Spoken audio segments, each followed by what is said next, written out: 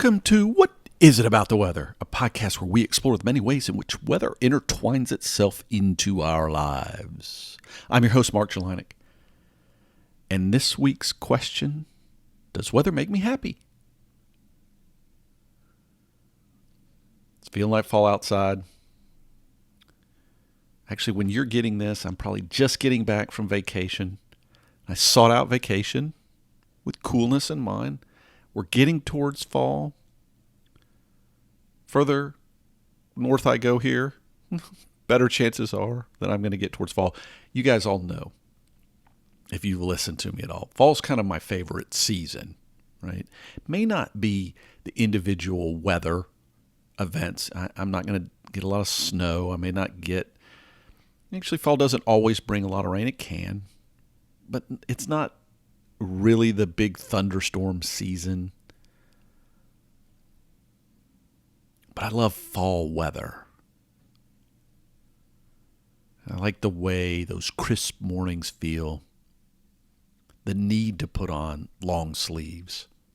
All right. It even drives sometimes how we choose where we're going. It did for me in this case. We talked about migration last time, right? And how we value weather. Well, maybe in picking where you go on vacation, you do value weather. And we talked about the activities that it might bring about. For me, it wasn't so much the activities, but I did like the idea of going to a place where I can enjoy that balance between end of summer and early fall.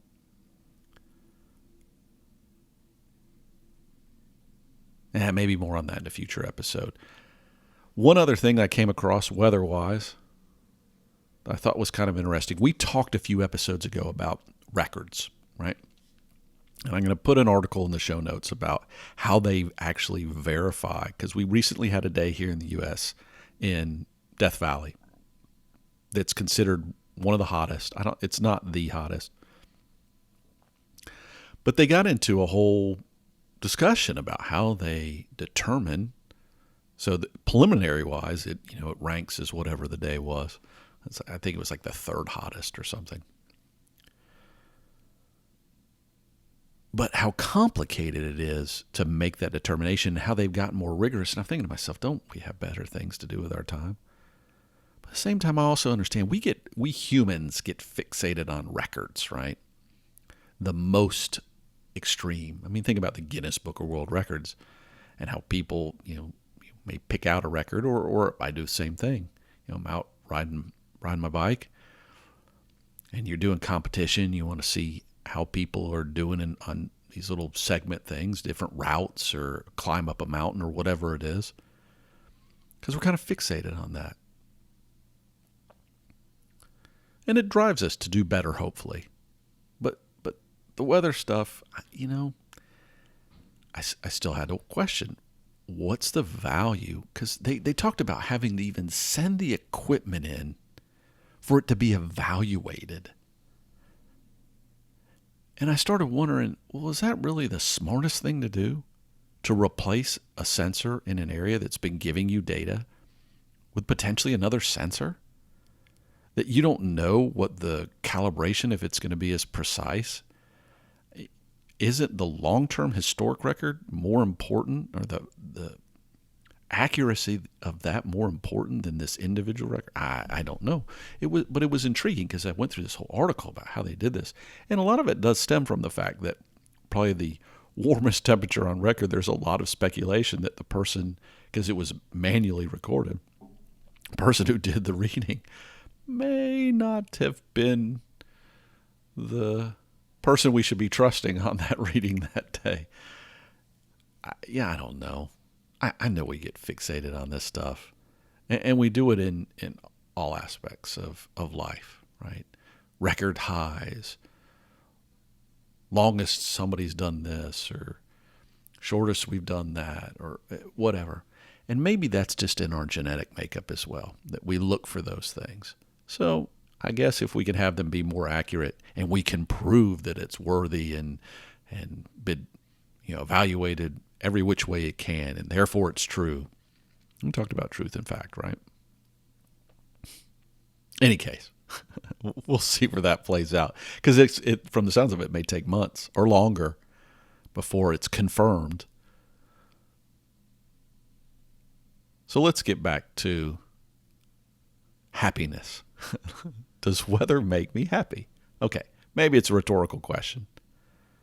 Gave you that fall example, right? Love fall. And when I think of fall as a season, and I think about the weather, I actually do think about the weather, and I feel happy. But is that a me thing? Is this something that I'm just that unusual? Now, clearly I like weather. I mean, look what I do. I've been working in weather for years. I do podcasts about weather-related things. You hear me talking about it all the time. I tweet or Instagram pictures of different weather settings. So let's step back and make it not just about me for a moment. I was talking, we in the last episode, we talked about migration, and certainly it would have value potentially, right? And we've talked, the second episode of this podcast, episode 2, we talked about weather and mood in a general sense. But it wasn't just about happiness, it's about how it impacts us. And there has been research done on seasonal disorders, right? And how different weather patterns in different seasons can impact us. But can weather just make you happy? Well, let's step back and not get into all the deepness of, does it make us depressed or sad? Because we know that there's research that shows that it can. Vacation planning. I talked about this, in the top.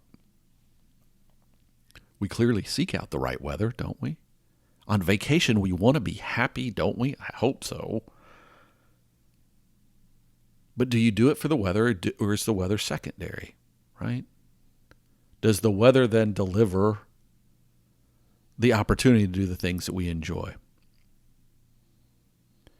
Now, there were a few different papers that I referenced back in episode 2. I think there were like 2 or 3 in the show notes that I referenced.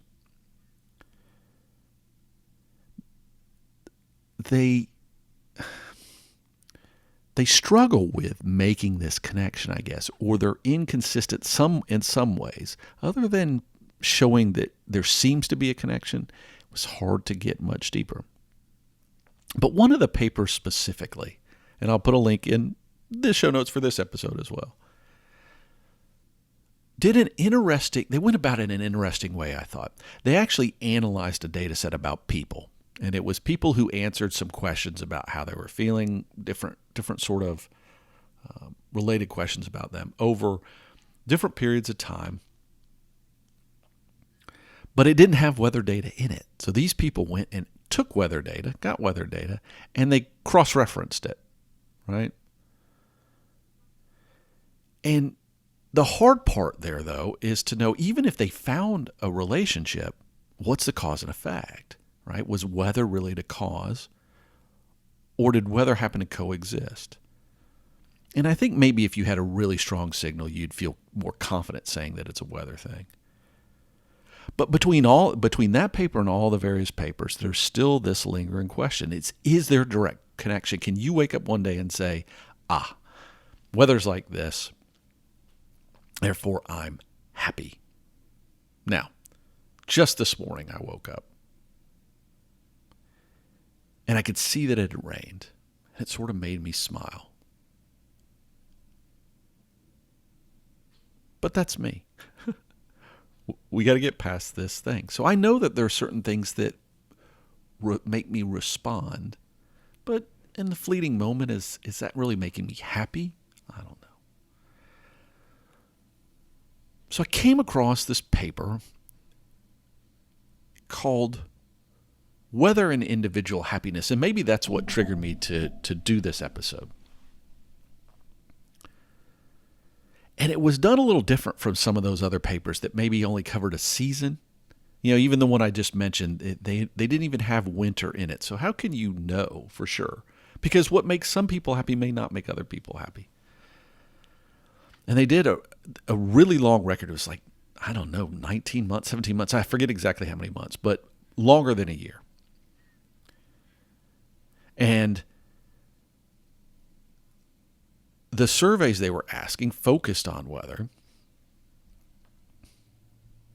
Very long time scales, but they even narrowed it down. And this was something I found that was different. Instead of just looking at daily averages or daily norms, they did get down to a granular level and looked at hour timestamps, right?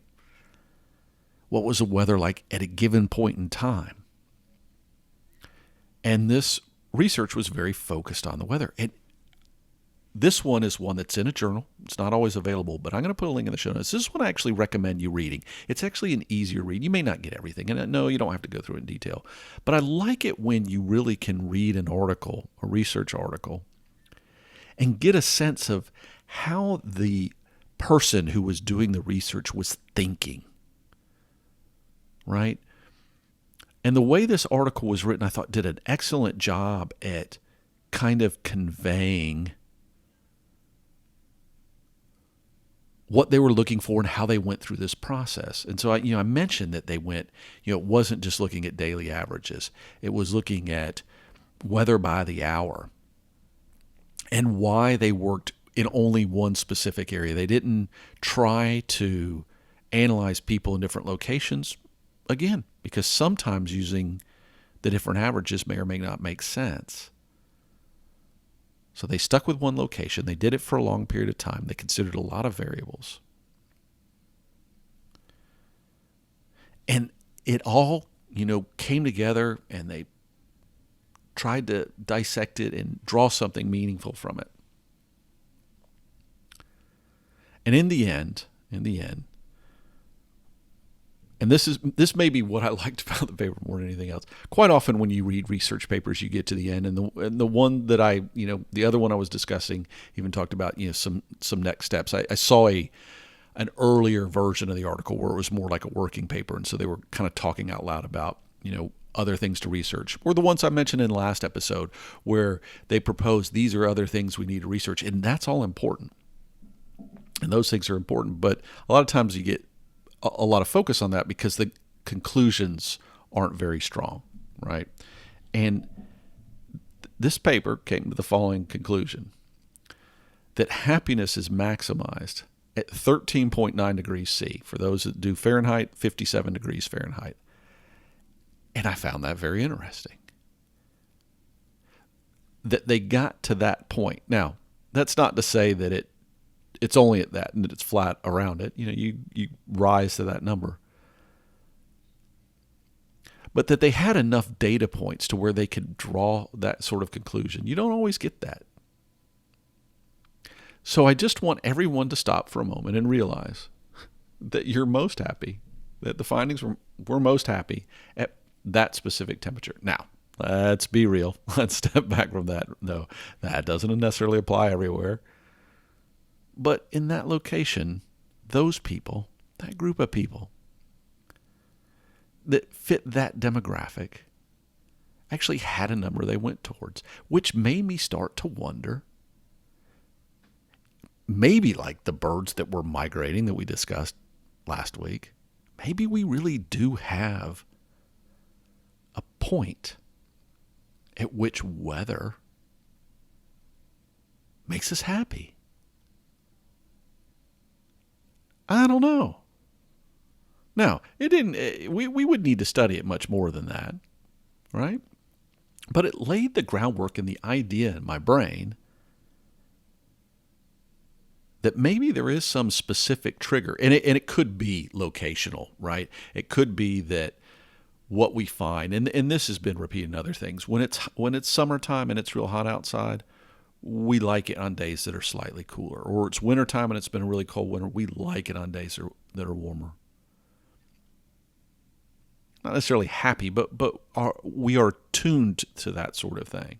We like it to come off those extremes.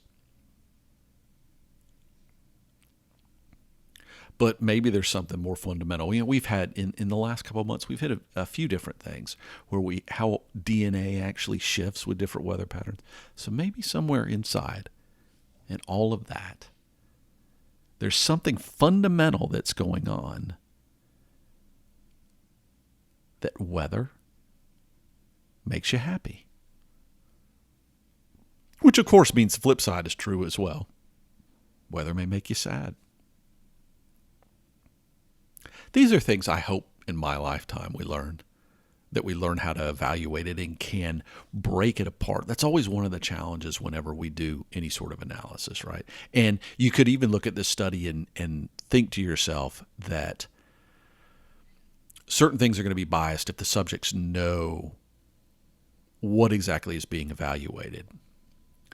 And this is why we do, double-blind studies with medicine and things like that, because you really want to isolate the people being evaluated from understanding what's being considered. But anytime you get into something subjective, right, it's hard to know.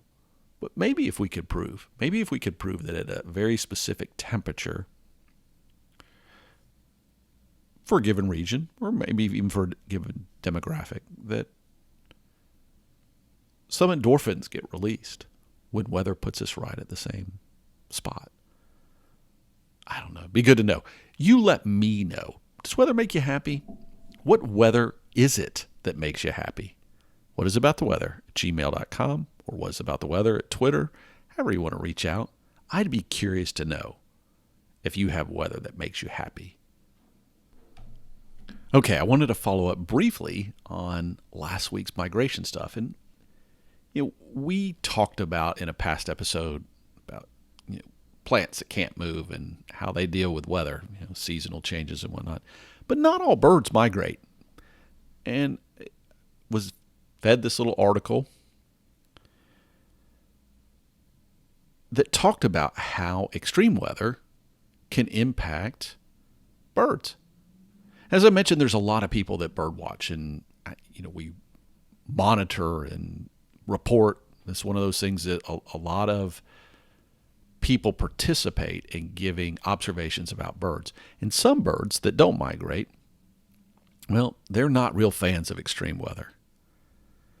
And there tend to be fewer sightings after extreme weather events of these types of birds. Now, does that mean that some were killed off? Does that mean that some went somewhere? Don't know for sure, but it is kind of interesting in this day and age of big data that we're getting ways to consider things that may not have been easy in the past, right? As we got more eyeballs on things, there's good that can come from that. I know often we get caught up in all the bad things that happen with all the monitoring we do and all the data that's being collected, but hopefully it provides some glimmer of understanding both into our worlds and the world around us, so that we can better relate, better deal with, better prepare. So if you're curious about birds some more, I know I put a couple links in last week's show notes, but how they handle extreme weather and what we might be learning about that, maybe take a look. Something to do. All right, we're going to close out here. I just want to say, I mentioned vacation and stuff.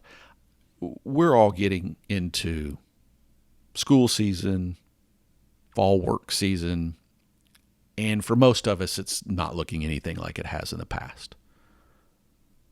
Even if somewhat your scenario is such that people are trying to do things the way they did before, it's not going to be the same. For a while, anyways. As we all deal in this post-pandemic or active pandemic, really, world that we live in, I hope each of us had an opportunity during the summer to, at least if you didn't get on a true vacation, you were able to find a day or two, were able to unwind and decompress a little. And that you were able to find some weather